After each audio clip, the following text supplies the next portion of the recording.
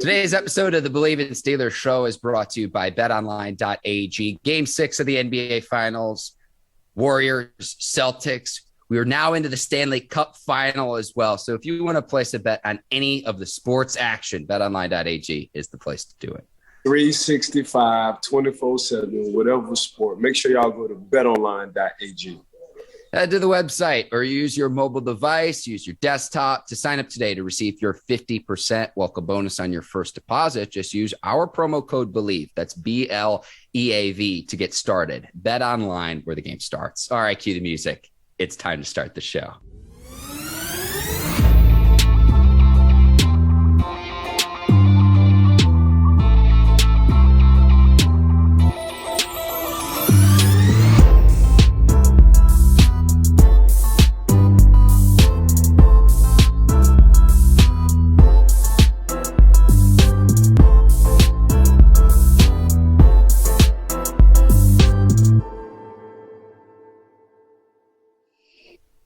Welcome to the Bleav in Steelers show on the Bleav Network. I'm your host, Mark Bergin, joined as always by my guy, two-time Super Bowl champion and 12-year veteran of the Pittsburgh Steelers, and the king of swag and you, number 24, Ike Taylor. IT, I am very excited because I get home from work yesterday, and what comes in the mail? Bleav Network swag. I'm rocking it today. I got my swaggin' you t-shirt on. I was so fired. I got all the colors too. I got white. I got black. I got gold. I'm all swagged out. I'm fired up. I'm ready to go. But man, this is like the best gift I've gotten in some time. Mark Bergin is dripped out with the Ike swagging you gear. I appreciate it, Mark. Yeah, and if you need a good gift for Father's Day, I'm just saying it's out there. That's on Bleav.com. You can get an Ike you swagging you t-shirt, Ike Taylor. I was so fired up when I got this in the mail yesterday, Ike, and I didn't want to spoil it talking pre-show. I cannot wait to rock this. So this t-shirt, very, very comfortable too, Ike. Appreciate you. Of course, we always got to do the best. You know, with the Bleav Network, man, this is what we do, man. Everything we do is the best. I mean, like, look at this, Ike. It's on your screen. Like, look at this. This is fantastic. And it's backwards on your screen right now. Actually, it is forward. Courtney and the crew hooking it up. It's awesome. So I'm all swagged out. I know you're getting back from the 412 as well. I know you were in Pittsburgh. We are recording this on Wednesday, June 15th. How was your time in the 412? Man, it was great. Slinging cigars. Me and Howard G. slinging out cigars at Joey Porter had a charity event for his daughter, and he brought all us back, all the 2004, 2005 crew. So, you know, Bussy, Hines Ward, Casey Hampton, myself, Jeremy Tooman, Willie Parker, Anthony Smith, Nate Washington. I can go on and on and on. Then, you know, Ryan Clark showed up, honorary. Also, Channing showed up, honorary. Fred T showed up, honorary. That's the whole pivot crew. We all see what Pivot got going on right now. They just lighting the world up with these interviews and stories. But it was just a good time, you know. So that's what we did, man. All we did was reminisce about the good times. And when somebody called and needs support with a charity event, the first thing we do was we go and support them. That's awesome, Mike. I'm glad you're back in Orlando, safe and sound. Again, we're recording this on Wednesday. We still have an absolutely loaded show. I know it's the offseason. So what we'll discuss today, best offensive and defensive units in the AFC North division. We'll also talk about which running backs in the NFL are better than Najee Harris. Quick hint, there aren't many. We'll talk about where Baker Mayfield winds up, but we're going to start on a serious note. Deshaun Watson yesterday talking with media members for the first time since he was introduced as the Browns quarterback, reiterating and maintaining his innocence against allegations. Now that New York Times report came out, there are now the report out saying that he booked appointments with at least 66 different women. And just this week, we find out that there are now additional women a part of that civil lawsuit against him. So that number is now up to 24 women, if I've got my math right there. And so I'll say this, what I was thinking about this, Ike, is if you're Roger Goodell in the front office, I think an indefinite suspension is coming down, and here's why. What's to say that additional women couldn't come forward with all of this. So if you want to say, hey, we're going to suspend Watson for 4 games or 6 games or 8 games, and there are additional allegations and there are more things that come out, the league already looks terrible here. So we'll see what happens, because these civil suits won't actually be heard in court until 2023, which is after the 2022 season, Ike. So that's kind of my thought process with all of this. But what did you make of Watson's comments earlier this week? Well, I definitely think a suspension is coming for sure. But the NFL, they go on their own time as well, too. And they got their own team of investigators as well. So from the outside looking in, it looks real bad. From the NFL side, they're all talking, they're gathering information. And they're doing exactly what you just said, Mark. They're trying to make sure once we make our decision, will any more come out? And that's exactly what they're going to talk about with the prosecution team and the civil suits and everything else. So I just think he's going to get suspended, I think, for 8 games. They probably get him down. He probably appeal it, get it down to 6. It's going to go on in 2023, so they really have time, so say. I think the Cleveland Browns will see Deshaun Watson on the field this year, but yeah, they're going to take their time. Everything will be done by training camp. In my mind, as far as like a decision on what they're going to do with Deshaun Watson, whether it's 8 or 6, but I think they're going to go for the 8. The NFL is going to go for the 8. He's going to appeal for the 6. He's going to get a 6-piece. And after that, man, the 2023 season, that will determine what the NFL really wants to do with Deshaun Watson, depending on what goes on in the case. A few other things I want to make that are of note. The Texans provided a venue for at least some of Watson's appointments, a hotel and athletic club that Watson could use, and they provided some of the NDA. So the question is, how much did the Texans know? The Texans are now part of that suit, and that's no surprise to me, Ike, considering, look at the Forbes valuation of the Houston Texans as a franchise worth $3.7 billion. That's billion with a B. Now, this is also to say when the grand jury in Texas decided not to criminally indict Deshaun Watson, the Texans the Browns were not the only team lined up to want Deshaun Watson. Deshaun Watson went to the Browns because of the $230 million guaranteed. He didn't pick the Carolina Panthers, the Atlanta Falcons, or the New Orleans Saints. There were other suitors for Deshaun Watson. And so, again, you go back to that five-year contract, the $230 million is guaranteed. And with that suspension looming, again, if more allegations emerge, I think there's a possibility he could miss a majority or maybe even all of the 2022 season, depending on what the NFL ends up deciding to do, Ike. And it's just something that we don't know, because anything that I say right now, the scenario and the situation could change if there's more reporting done, as there is with the New York Times. And I want to make one other point too.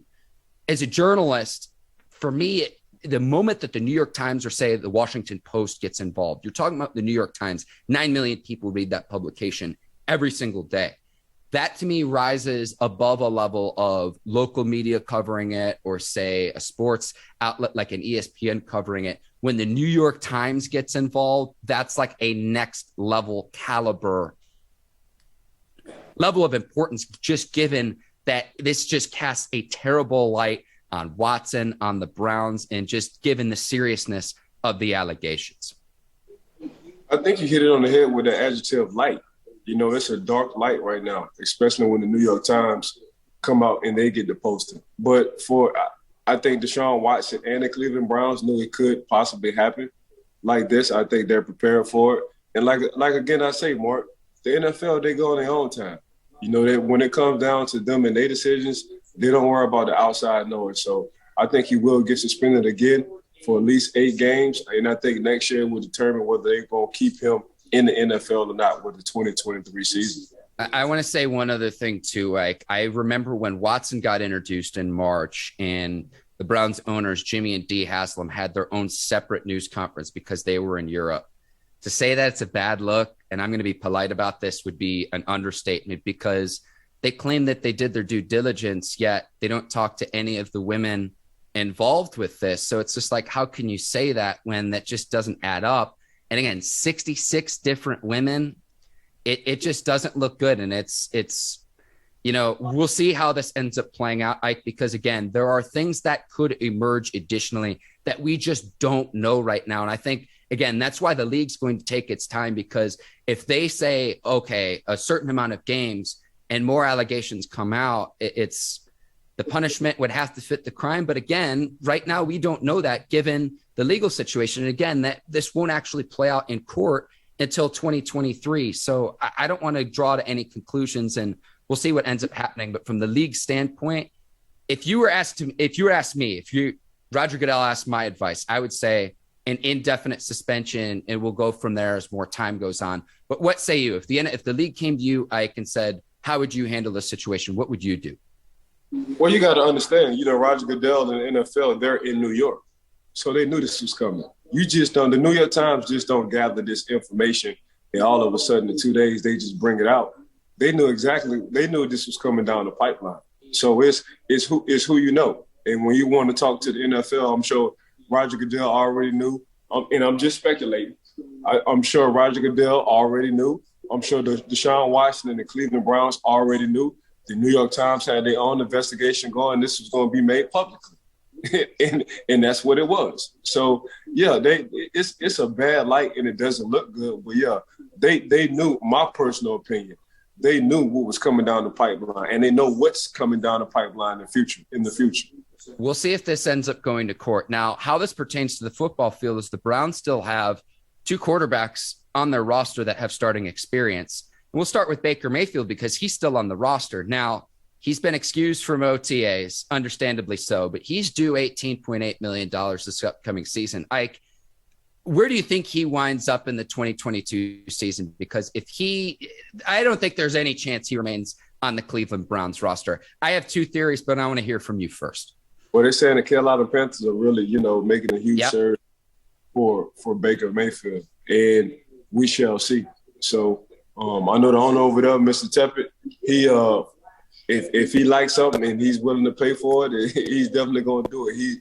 He is the richest owner in the NFL. So we shall see. But I think, my personal opinion, the fit right now, or maybe the only fit, would be the Carolina Panthers for Baker Mayfield. Yes, Sam Darnold, PJ Walker, the quarterbacks there. I think that's the most likely destination. I also think maybe the Seahawks, Drew Lock, Geno Smith there. But if either of those teams really wanted Mayfield, I think he would already be on their rosters. I really think the big thing is how much of the money are the Browns willing to eat in a deal. I also mentioned the Lions with Mayfield earlier this offseason, given the connection with John Dorsey, the Browns' former GM, now in the front office in Detroit. But I think the Panthers are most likely. I have kind of a crazy theory, though, Ike, because we hear all the rumors about Jimmy G in San Francisco and Trey Lance waiting in the wings there. What if the Browns and the 49ers made a deal? And here's why this would make sense. Baker Mayfield needs a new change of scenery. He could learn under Kyle Shanahan, learn under Trey Lance, and become what Mitch Trubisky was this offseason, next offseason. And then Jimmy G gives the Browns a more formidable starter as we see what ends up happening with Deshaun Watson and a guy who is a better quarterback than Jacoby Brissett. What do you think of my proposal there? You're ahead of the game. I think you kind of hit it on the head. I'm not going to discredit that scenario. Honestly, I never thought about that. That would be a great fit for Baker Mayfield. And I'm just looking at Coach Shanahan and his personality. He likes guys who are very confident. He likes physical guys. He likes kind of rebel type of guys. And we all know that Baker Mayfield is a rebel. If you just look at the way they set up their roster, they want bar fight kind of guys on their roster. They want freelancing, feel-free personality kind of guys on their roster. So Baker Mayfield, from a quarterback standpoint, that's exactly who he is. He's an old school Jim McMahon kind of guy. And that's exactly what Shanahan is looking for. And then again, it's just on the San Francisco 49ers whether they want to feel like or admit they made a mistake and trade. That's all it is. If they can get over the hump, if they can LA Rams this thing, and LA was like, you know what? We made a mistake on Jared Goff. Yeah, we did go to the Super Bowl, but we like this kid over here, Matthew Stafford, in Detroit. We think that he could really bring us to the Super Bowl and win one. if the San Francisco 49ers can have that kind of personality with Baker Mayfield, because you can argue Baker Mayfield is better than Jimmy Garoppolo in that situation, in that scenario with that roster. So, yeah, time will tell. But I think, Mark, other than the Carolina Panthers, that's a heck of a scenario going to the San Francisco 49ers. And let me lay this out as well. Mayfield's due 18.8. Jimmy G's cap hit is 26 and some change, almost $27 million. So another player would probably need to be involved if a deal like that were to go down to line up the salaries. But I think that it would be a possibility. Now, the Browns probably don't want to allocate all of that money towards the quarterback position, given what they're paying Watson, what you signed Jacoby Brissett for, and Jimmy G do almost $27 million. But again, just given the uncertainty with Watson, it would be a short-term fix because you just have so much uncertainty of you're not sure if or when he's going to be allowed to play Watson in 2022. So that's kind of why I thought about this. And this would be a potential trade where both teams stand to benefit. I know always sometimes it's, oh, well, who won the trade? I honestly think both teams would benefit from both quarterbacks getting a change of scenery. Yeah, it's going to be tough to trade right now. They're just looking at that. They're looking at that $18 million, so Cleveland is holding on, hoping somebody will trade. NFL teams like, bro, just release him. we don't want to pay this 18. Yeah. That's all it is. It's a tug of war between the Cleveland Browns wishing somebody would take up or trade for Baker Mayfield in the NFL. Like, bro, this is something we're not going to do, Cleveland. Yeah, and I almost throw out last season, Ike, because we talked about this. He was playing hurt, and the organization didn't protect him, whether it was Jimmy Haslam, whether it was the GM Andrew Berry, head coach Kevin Stefanski, because you couldn't tell me just looking at him on the field that Case Keenum wouldn't have been a better option because Mayfield had a significant injury to his left shoulder. But look, I understand why teams don't want to pay him that money because he was going to seek an extension out like what Lamar Jackson is trying to get, what Josh Allen got. This massive contract extension. And I don't blame a quarterback for wanting to make his due, but Mayfield would have been better served sitting out last season with that shoulder injury instead of trying to play through. And now the Browns find themselves in the scenario that they do. And it's a benefit to our Pittsburgh Steelers. I will say that. I want to say this too, in mentioning the other quarterbacks in that class, because Lamar Jackson's in a contract season too, final year of his rookie deal. The moment that these teams sign their quarterback to a massive contract, they then limit their ability to allocate that money towards making other significant upgrades on their roster. And so for that reason, the moment that the Baltimore Ravens sign Lamar Jackson to a massive contract extension, we should be doing cartwheels in Pittsburgh. And this might sound counterintuitive because, look, I'm not saying the Ravens should let the former league MVP walk, but he hasn't had the playoff success in 4 playoff games now, 1-3 record. Look at the touchdown to interception ratio. So he's shown, at least in the sample size that we've seen, that he hasn't been able to get it done in the playoffs. And if you're paying him $40+ million per season on average, you don't have that money to make other upgrades along your roster. The moment that happens, Ike, and I'll probably take some crap for this from Ravens fans, we should be doing cartwheels in Pittsburgh. It's my 2 cents worth. That's my take. Well, I think if agents, teams, especially with this quarterback situation, they should start doing deals how Dallas did Dak Prescott deal. If you think about it, so from an agent standpoint, you want to be able to recruit and be like, I've had the biggest quarterback deal, or my guy is averaging 40 a year. But I like the way Dallas did Dak Prescott deal is we gonna give you $75 million this year in 12 months. And then for the rest of your contract, your salary ain't gonna be as big, but while everybody is looking at they're averaging 40 a year, you damn near got 80 in 1 year. If they would do it like that. So it will have to be the player who can agree with that. It will have to be the team when it comes down just for the quarterbacks. When it comes down to the quarterback, and it will have to be whomever agent to look at exactly how Dallas did Dak Prescott's contract. Now they have room to work with because now Dak Prescott's salary isn't a big salary. So they're able to move and ask guys for pay cuts or transfer money and get contracts more upfront for guys now.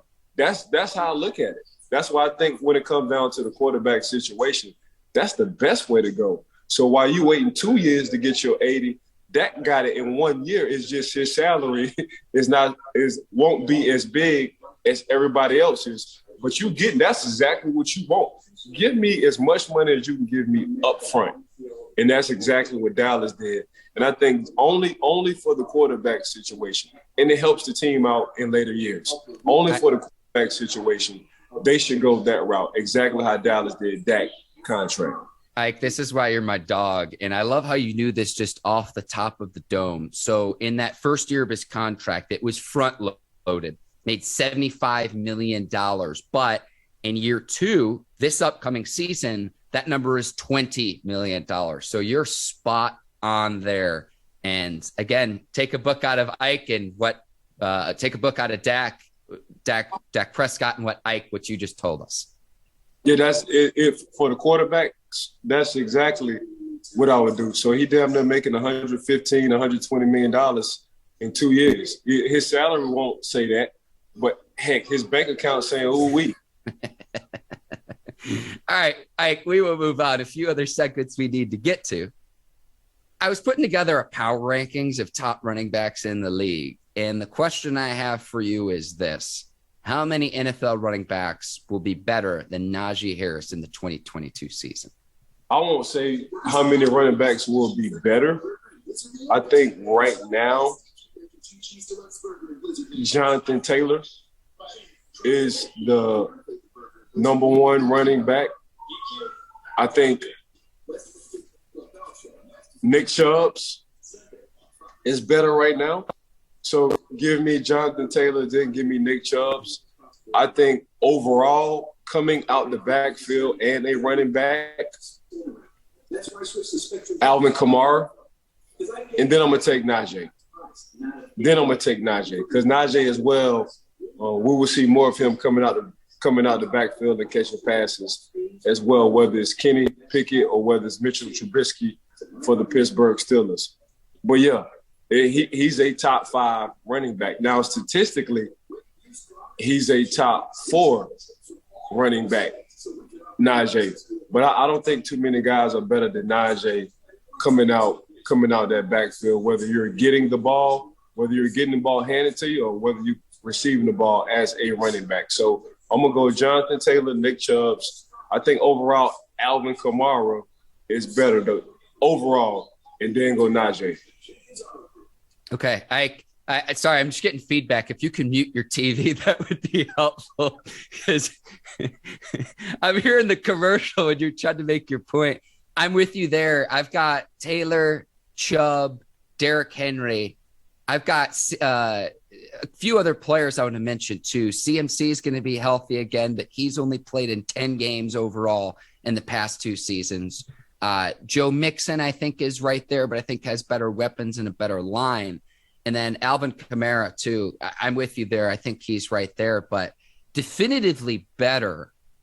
I would put Taylor, Henry, probably Chubb, and then I think Harris is right there in that mix. So maybe top 3, top 5, top 10 for sure, but probably in that top 5 mix with those players. And I really like Christian McCaffrey, but he hasn't stayed healthy the last 2 seasons due to injury. I like Joe Mixon, but I think he benefits from having great weapons around him. So I think he's right there. I can't wait to see what Najee can do with just better and improved line play. And I think that's something that he still made a Pro Bowl as a rookie that he didn't really have. But definitively, the only two guys that I could say yes for certain would be Taylor and Derrick Henry. I'd probably put Chubb there, but I've got Harris like right there at number 3 or number 4 as best running backs in the league. Yeah, he's in my top 5 for sure. Najee Harris is in my top 5 for sure. The only reason why I'm putting these guys in front of Najee is because, 1, they've been in the league longer. 2, and the reason why I'm putting Jonathan Taylor offensive line is okay. The offense was okay. The man rushed for 1,800 yards last year.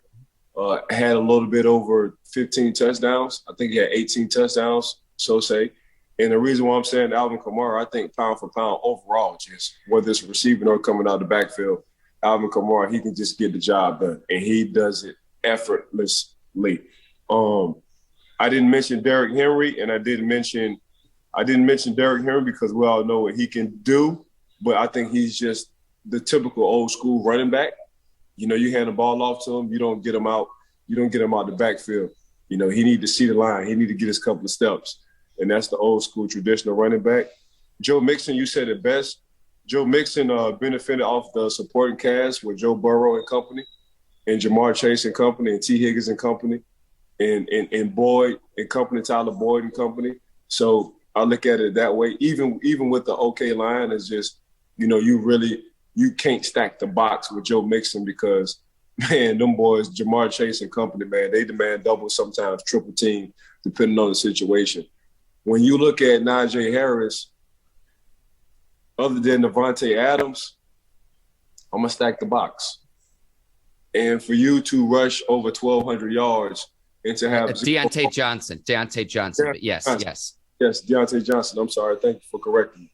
For you to have over 1,200 yards and you knew that's what the Pittsburgh offense pretty much was a running offense, and the line was okay at some point in time, and you didn't have a mobile quarterback at that time. That says a lot about Najee. And now Najee did have in the top 5, I think he had 307 carries. Nick Chubb's had 292. I think Joe Mixon had 290-something as well. So he did carry a lot of the load. And they said this year for Najee, he won't carry the football as much. I think they want to keep it between that 280, 290 range. Just my personal opinion. We'll talk about that at the end of the season. But for the young rookie to come in and do exactly what he did and have 1,200 yards his rookie year with the okay offense in the Pittsburgh Steelers says a lot about Najee and his running skills. And the fact that he didn't fumble, the fact that he's a very good blocker and pass protection as well. Correct. Something that, like, from a rookie, I'd expect that from someone who's been in the league and developed that skill set. But he comes in, and that's why he's a first round pick. You mentioned Alvin Kamara, Ike, and it brings back happy memories for me when I started my broadcast career in Knoxville, Tennessee. And I would see Kamara for the Tennessee Volunteers. And he had this game, because remember, he was a transfer running back from Alabama. He had this game against Texas A&M where he had like 300 scrimmage yards. And I'm like, he could be a special player, not just collegiately, but he might have a pro career.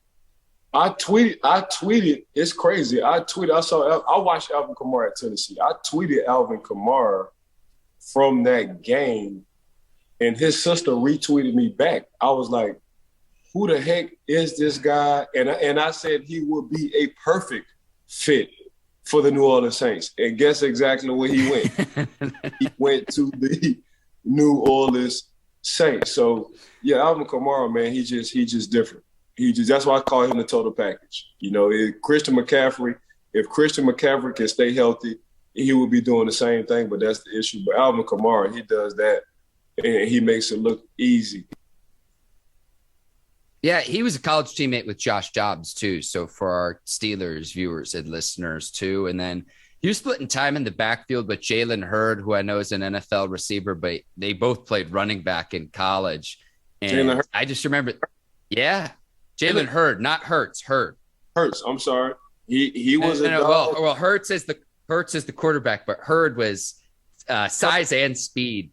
Yes, sir. I'm talking about Hurd. Yeah, Hurd sitting in that backfield, he wound up playing receiver. So when you can move from running back to receiver at the professional level, that's saying a lot about your athleticism. 100%. I just happy memories there of many moons ago. Yeah, I haven't thought about who's that in a going long back time. right there? Going back into the archives, Ike. 2 segments left here on the show. AFC North's best offensive unit. Ike, my rankings are as such. Bengals number 1, went to the Super Bowl, 27 points per game in the regular season, 7th best in the league. Joe Burrow, Jamar Chase and company. They're my number 1. I've got the Ravens at number 2, given the rushing attack, Lamar, J.K. Dobbins, Gus Bus, Mark Andrews at the tight end position. I've got the Browns at 3, given the 2 beasts in the backfield and the offensive line. And I've got our Steelers at number 4. One thing I want to see change this upcoming season, the Pittsburgh Steelers have not scored more than 40 points in a game since November the 8th, 2018. Steelers put up 52 points on the Panthers. Let's crack a 40-piece this upcoming season. Not once, twice, multiple times this season, Ike. That's how I ranked the offensive units. What do you think of my rankings? I think we got one right. There's nobody. There is nobody better than Joe Cool. So Joe Cool and company sitting at that number 1 in Cincinnati Bengals. I mean, we saw it last year. And for him to lead the league in sacks and for him to make it to the Super Bowl and have a chance to win the Super Bowl, and that kid pretty much put the whole organization on his back. I'm talking about Joe Burrow. And he's going to have more opportunities this year. His offensive line will be 1,000 times better this year. His receivers will have more experience this year. And Joe Burrow will have more swag this year. So, yes, I have the Cincinnati Bengals as my number 1 offense for the AFC North. Now, for number 2, we got to swap it out. If Deshaun Watson plays this year, I have the Cleveland Browns at number 2. And the reason why I have the Cleveland Browns at number 2, because we saw what Deshaun Watson did for the Houston Texans with a okay offense, a okay offensive coordinator, even though he had the DeAndre Hopkins as his receiver. He was able to use his legs, and Deshaun Watson made others better around him. Now, you drop Deshaun Watson with a Kareem Hunt, a Nick Chubbs, Njoku, Amari Cooper, Michael Peoples-Jones. So you give him a offense with a offensive line. Cincinnati Bengals and Deshaun Watson with the Cleveland Browns, it's going to be 1A, 1B when Deshaun Watson plays. Then I would go with Lamar Jackson and the Baltimore Ravens, only because there is no air attack when it comes down to Baltimore. Everything is a wing T kind of offense. If anybody know what a wing T is, that's an old school offense where you just run the ball dang near 90% of the time. That's just what it is. Then I will go with number 4 with the Pittsburgh Steelers. And the only reason why I'm going with number 4 with the Pittsburgh Steelers is I don't know who the quarterback is going to be. So that's just what it is. So it's, for me, the reason why I put the Pittsburgh Steelers at number 4 is because it's at a default, because I don't know the quarterback situation. I think Mitchell Trubisky will be the starter. I don't think they will rush Kenny Pickett as much as they want to. I think this will be a blessing in disguise for Mitchell and the Pittsburgh Steelers. I think Mitchell has all the tools in the world to get this ball rolling now that he's with an organization who has a good coaching staff, who did upgrade the offensive line, who has a running back, who has at least 1 or 2 tight ends, who has at least 1 or 2 receivers. So, and a defense on the other side. But time will tell. But I'm going Cincinnati Bengals. If Deshaun Watson plays the Cleveland Browns, then the Baltimore Ravens at number 3, and last but not least, the Pittsburgh Steelers at number 4. I like your rankings, Ike, and I'm going to rebut here. I don't think Watson's going to play, at least for a portion of the season minimum. Then, again, we've talked about this some. Are we sure that there's not going to be any rust? And I know that you can bring him along given the talent that you have in the backfield. You don't have to ask him to do too much. You're shaking your head right now. And I'm going to give the total meatball take, Ike, and I don't even believe this, but I'm just going to put it out there for the sake of argument. Mitch Trubisky has a record as a starter, 29-21. Deshaun Watson 28 and 25. And so you're putting Watson and the Browns at number 2. That's why I've got the Ravens ahead of him. So I'm giving you that meatball take to say that Trubisky has a better record as a starter. I'm putting this out there, Ike, and that's the reason why I've got the Browns and Watson, whether he plays, which we don't know, at number 3 and not number 2. Well, I know you're disappointed in me, but I'm bringing it up. No. So Mark, don't forget that Mr. Trubisky, his first year had a defense. Let's not forget that part. When have we ever said Deshaun Watson got a defense? I don't know if we saw Deshaun Watson go to KC and put some yards and put some touchdowns up. Now, to his defense, Deshaun Watson defense, if you're the offensive coordinator, I'm running the ball in the second half because Kansas City only got 3 timeouts. So while we're up, man, I'm going to go ahead and let this clock burn because my defense is playing good enough at the time to at least hold the Kansas City Chiefs. But Mr. Trubisky, when he was with the Chicago Bears, his first 2 years, that man had a running game and that man had a defense. I will say that. We never said Deshaun Watson had a running game and a defense. So that's what I'm saying, Deshaun Watson. And I'm saying as well, I'm going to let you put your GM hat on. Who are you picking? You're picking Deshaun Watson first or you're picking Mitchell Trubisky first? and that's how I'm looking at it from a general manager standpoint. I'm picking Joe Burrow first over all of them. Then I'm going Deshaun Watson. Then I'm going Lamar Jackson. Then it's a toss-up between Kenny Pickett and Mitchell Trubisky. I'm with you there. I had to bring it up. I see this on Twitter, and when Steelers fans want to frustrate the other teams in the division, I see stuff like that on Twitter, and I laugh. So that's why I say it's the meatball take, because I'm arguing it, and I don't even believe it to be true. All right, let's go to defense. This is where I had Pittsburgh at the top, leading the NFL on sacks the last several seasons. Last in the league in rushing yards allowed. That's quite the dichotomy, but I've got them at the top. I put the Bengals at number 2 because they just went to the Super Bowl, and I don't think Cincinnati's defensive unit gets enough credit. I've got the Ravens at number 3. They were the best in the league at stopping the run last season. And then I've got the Browns at number 4, and it's a scary number 4, and I don't want to discredit them. I had a tough time putting these rankings together, but you're putting Myles Garrett and Jadeveon Clowney at number 4, a scary tandem, some good defenses here in the division, Ike. That's how I had it ranked, but what say you, Ike Taylor? The crown on the AFC North for this defense is the Baltimore Ravens. And the reason why I'm picking the Baltimore Ravens at number 1 is because they had so many starters with major injuries last year, especially on evenly on the offense and defensive side. They had a lot of starters with injuries. There is no better. There won't be a better secondary in the AFC North like the Baltimore Ravens. If you look at the draft pick they just got from Notre Dame, the safety, Marcus Peters is coming back.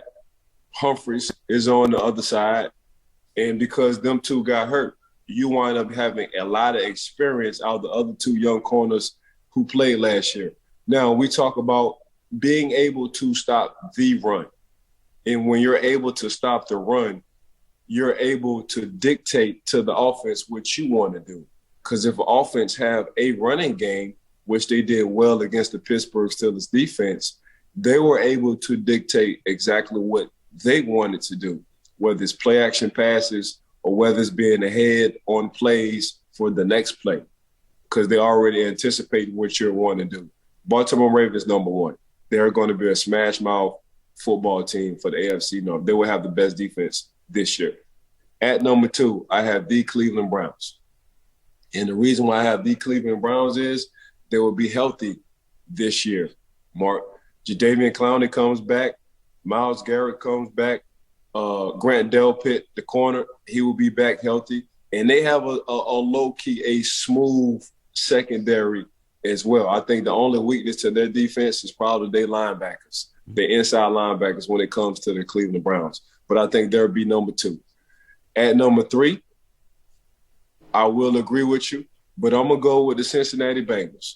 And the reason why I'm going with the Cincinnati Bengals is they don't have to be on the field as much because of their offense. They can have shootouts because of their offense. But their offense can either run the ball with Joe Mixon or, depending on how Joe Burrow and company feels, they can air it out. So what that does to your defense, it gives your defense time. It gives the offense who's playing against the Cincinnati Bengals, they're more trigger happy. And the reason why they're more trigger happy because they're trying to keep up. So in that case, you will make a lot more mistakes. That's why I got the Cincinnati Bengals at number 3. And number 4, I got the Pittsburgh Steelers at number 4 offense, and I got the Pittsburgh Steelers. What are you doing, Ike? On defense. But my reason is because you have to be able to stop the run. Yep. We can sacks sound good for Pro Bowl or All-Pro guys, but not being able to stop the run and not having the offense hurts. So I think depending on how it goes, and it's just we're talking our mind could change when it comes down to the season, Mark, especially watching some of the preseason games. But yeah, I got Pittsburgh Steelers at number 4. So my Pittsburgh fans, just bear with me until I know who the starter is for the Pittsburgh Steelers. My chart will change. All right. I like that caveat in there, Ike. And I will say this. Whichever team has the worst defense in the division, still a pretty good defense relative to the rest of the league. Because, for example, I had the Browns ranked as my 4th best defense in the division, so dead last in the division. They were 5th best in the NFL on average points per game given up a year ago. So, and that's 4th in the division. Talking about some excellent, stout defensive football. You mentioned the Ravens, too. Marcus Williams signing over from the Saints, too, only going to continue to solidify that secondary.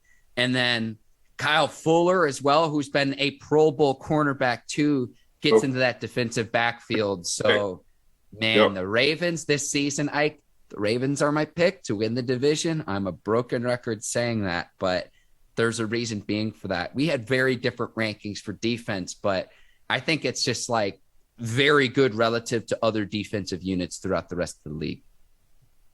You gotta and I've learned this from Kevin Colbert. Kevin Colbert was at Joey Porter's golf event as well. And I've learned this from Kevin Colbert. You get and you draft to be number 1 in your division because it's an automatic spot in the playoffs.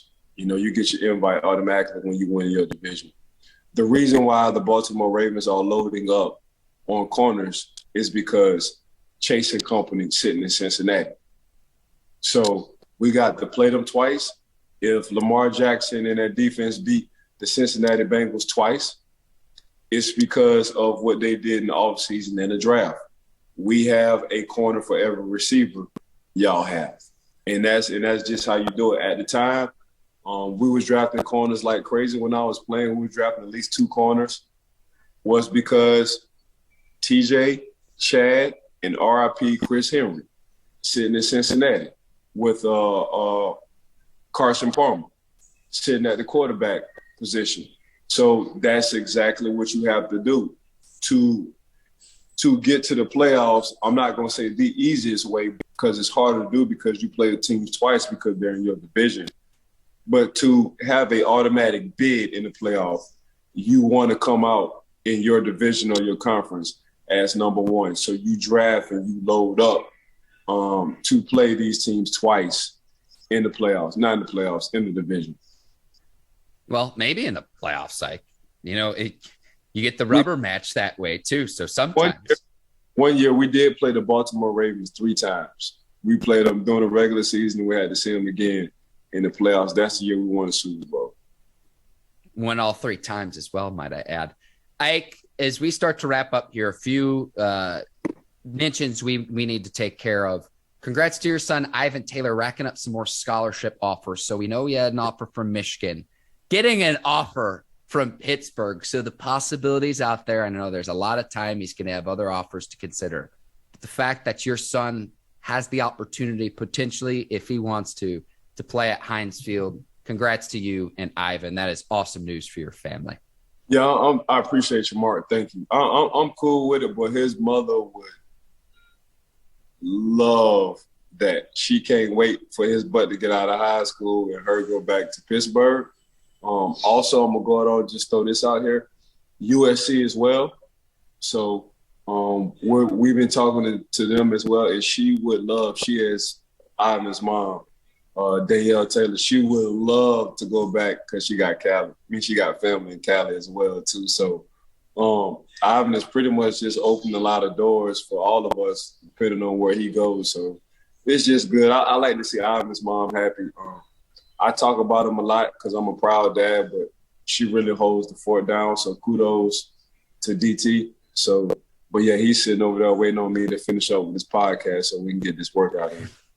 All right, we'll wrap up here soon. So West Orange's finest can get to it. Like, two other things. Richard Sherman's going to be announcing on Thursday Night Football. We'll see if he continues his career, whether he goes into being an announcer or something I think he'll be very good at. And one other thing, too, and I want to make sure I'm on the record saying this, Apple TV signed a 10-year contract with Major League Soccer, will be the exclusive home for all MLS games starting next season. The reason why this matters for football, when the streaming services, I'm talking the Apples of the world, Amazons of the world, Netflix, Facebook, Google, when they start to get involved in these negotiations, they have so much more bidding money if they want to get live sports rights. This is the first of many times this is going to come up in the coming weeks, months, and years. I want to make mention of it because this is a huge deal. It could be an absolute game changer for live sports as we know it. Again, Apple TV, the exclusive home for MLS games starting next season. We're starting to see it, and we're seeing it this upcoming season. Amazon on Thursday Night Football. If the game's not in market, it's the only place you're going to be able to watch Thursday Night Football in the 2022 season. Well, don't forget, Mark, Amazon went for Sean McVay first. He was going to get paid $1 million. That was the speculation. They was going to pay that young man $100 million. So I think they wound up getting Al Michaels. I think they wound up swooping in Al Michaels with Amazon. Correct me if I'm wrong, Mark. But yeah, these streaming services, they got money to spend, and they spend it on whoever they want to spend it on as well. Yep, Al Michaels and Kirk Herbstreit will be the Thursday Night Football announcers this upcoming season.